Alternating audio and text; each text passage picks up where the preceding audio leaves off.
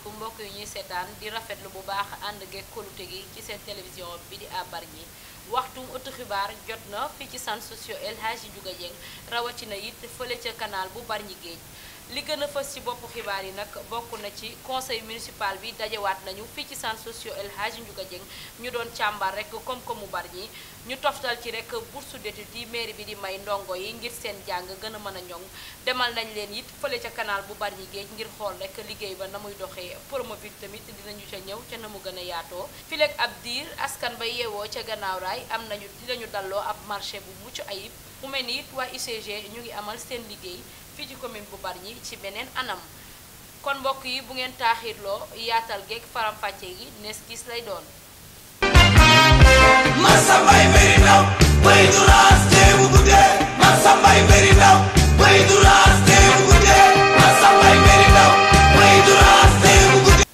bisimila ci bile ëttu xibaar comme ni ñu ko junjee woon rek ci boppu xibaar bi conseil municipal bi dajawaat nañu fii ci centre socio El Hadji Ndiouga Dieng ci teewaayu maire bu Bargny ak yenn ci ay chef de service la ñu fa doon waxtaanee nag du leen lu rek càmbar koom-koomu dëkk bi ak tuddee rek yenn ci ay bërëb ay doomu Bargny yu ràññeeku Lamine Seck Molaz moo ñu teewaloon ca boobule conseil.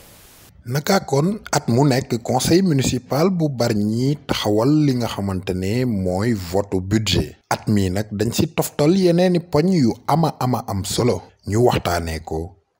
si digg conseil municipal bi fii ci centre socio El Hadji Ndiouga Dieng ki nga xamante ne moo ko jiite woon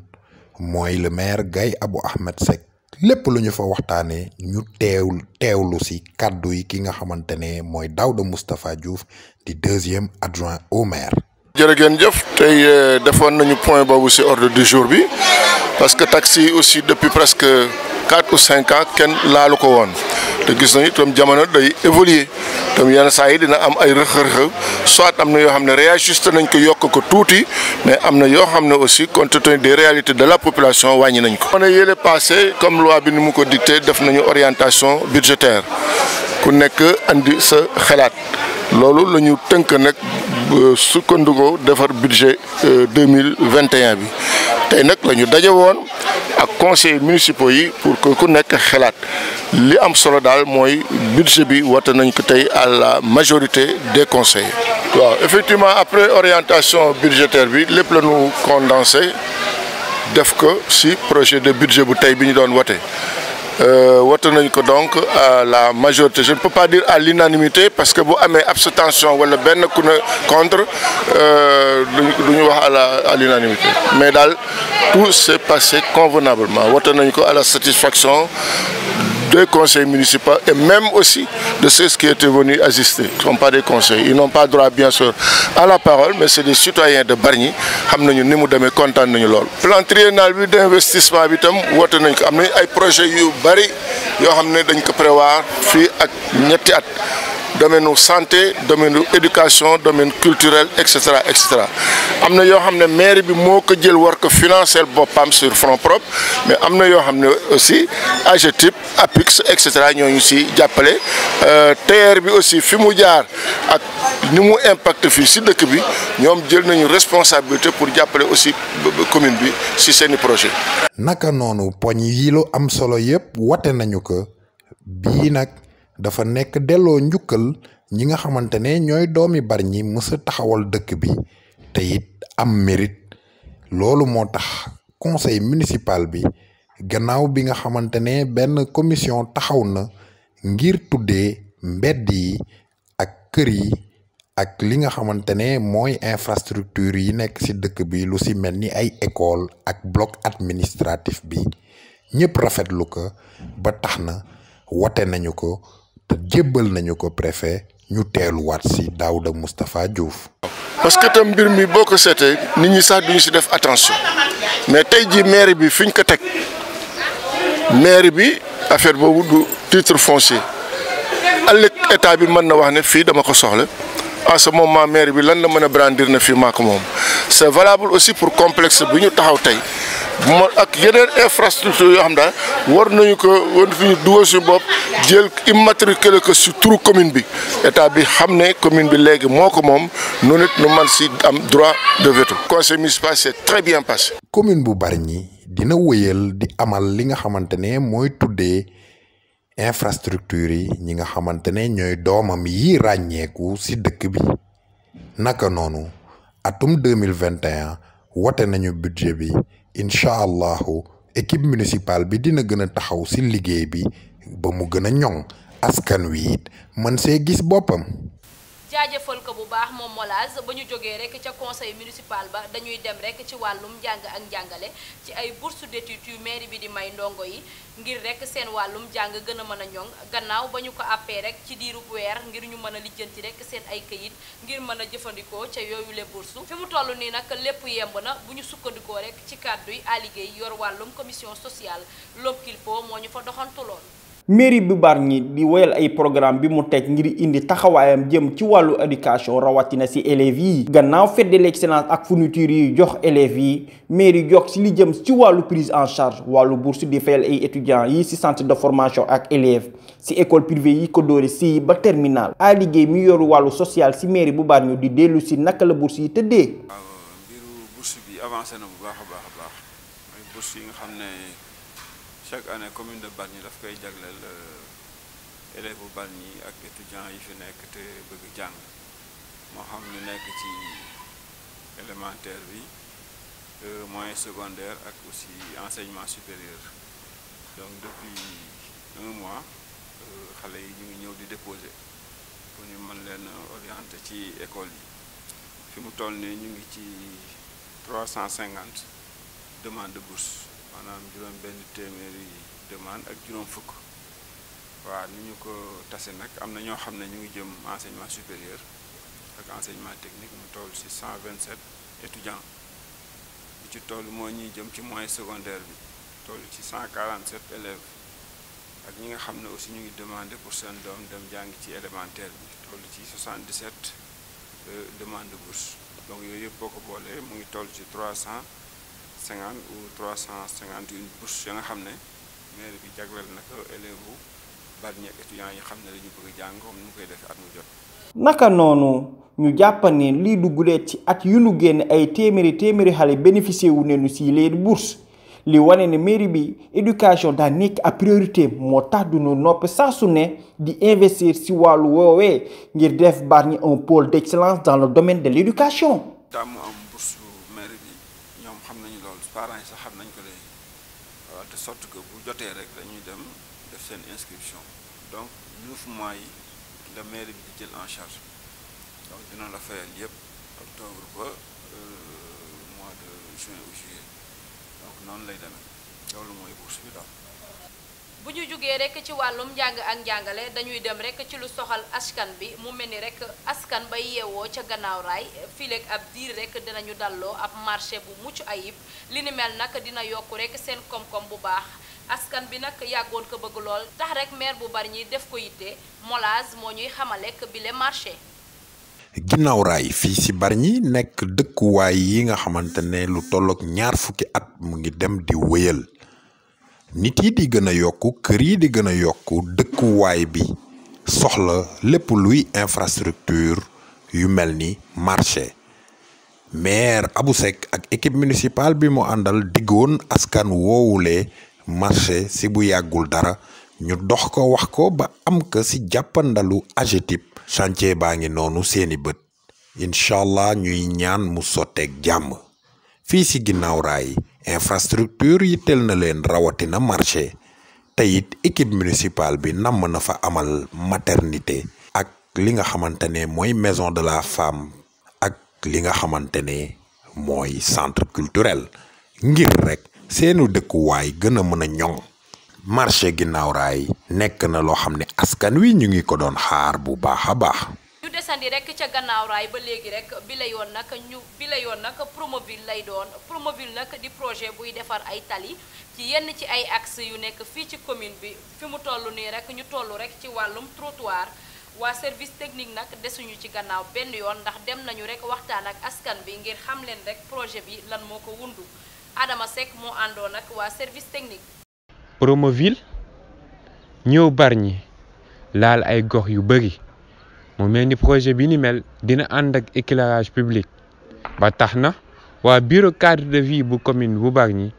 dugg nañ ci gox yi ba fépp xam empiètement ñu mën a libérer espace bi la ñu déglu leen. askan bi ñëw ñu rek di toj seen ay kër en fait du sax kër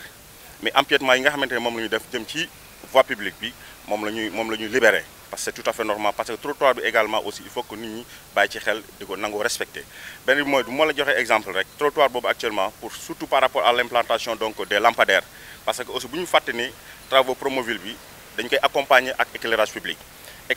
ne poteaux yi fi mu war a implanter donc ci côté trottoir bi lay doon donc foofu bu fekkee dafa am ay obstacles ça va poser un souci, ça va poser un problème pour vraiment l'implantation donc de ces poteaux donc tey bu ñu jëlee kaaw axe d'abord inter bi ñu wax nii donc du point du stade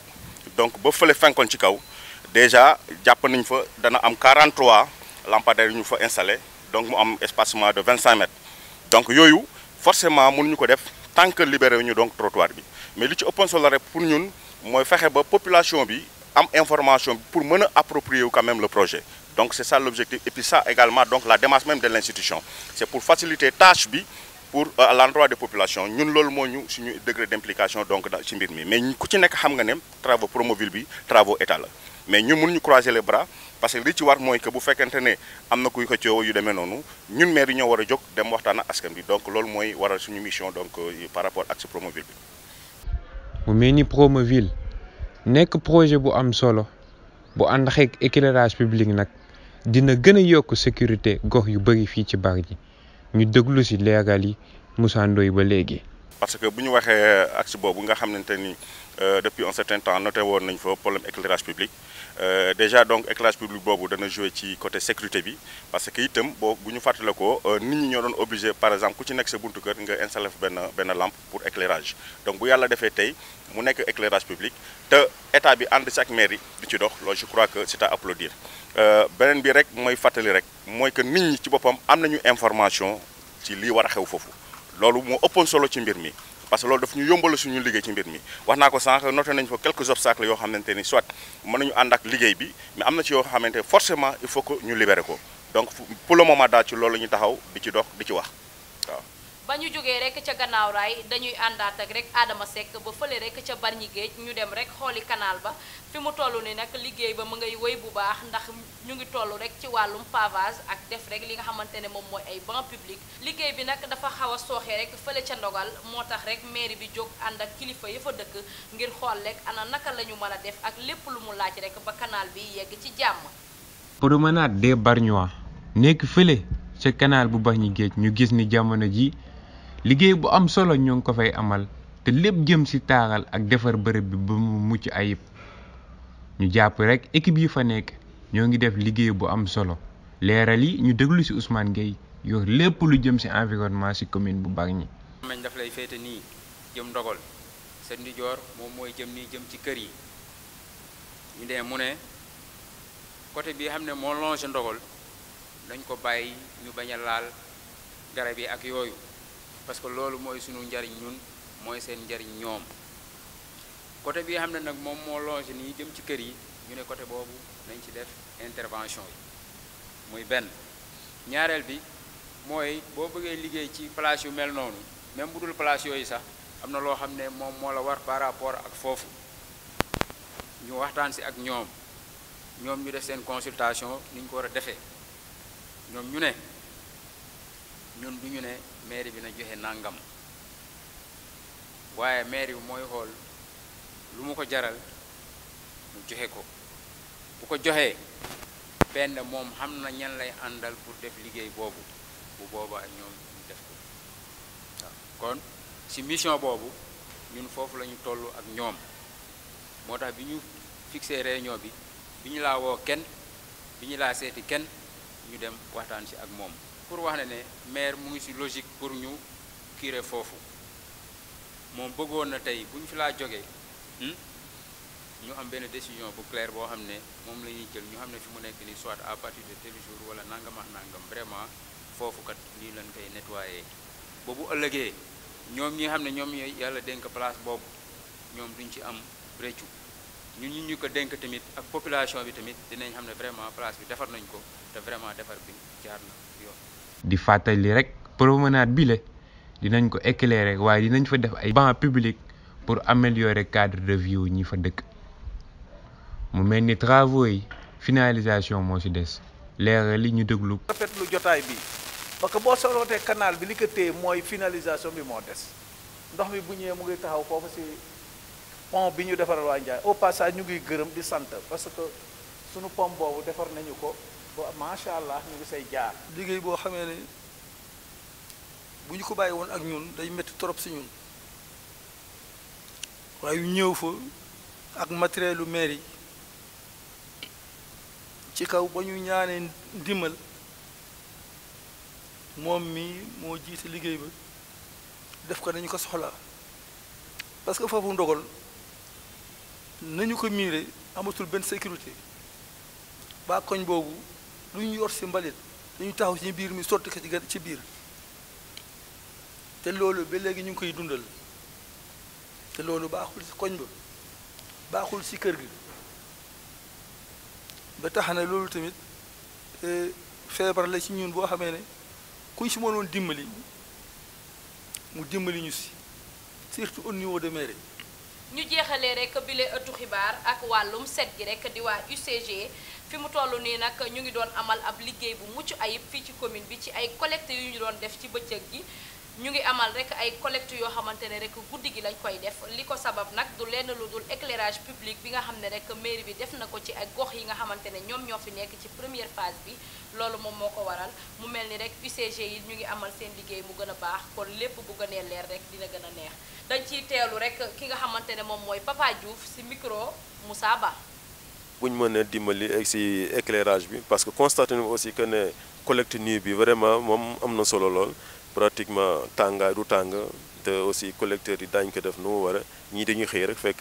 dëkk bi set donc li ñu gën a ñaan le maire mooy que ne bu bëggee mën a yokk éclairage bi dans Bargny dañu arrangé dina baax lool moom la ñuy wax monsieur le maire di wax aussi population bi que ne ñu bàyyi xel que ne collecte nuit bi am guddi gi am na jour bi am na mais guddi gi am na certes ñu ngi koy doo commencé am gu ñu habitude bi mais à travers ci télé bi peut-être dina nekk source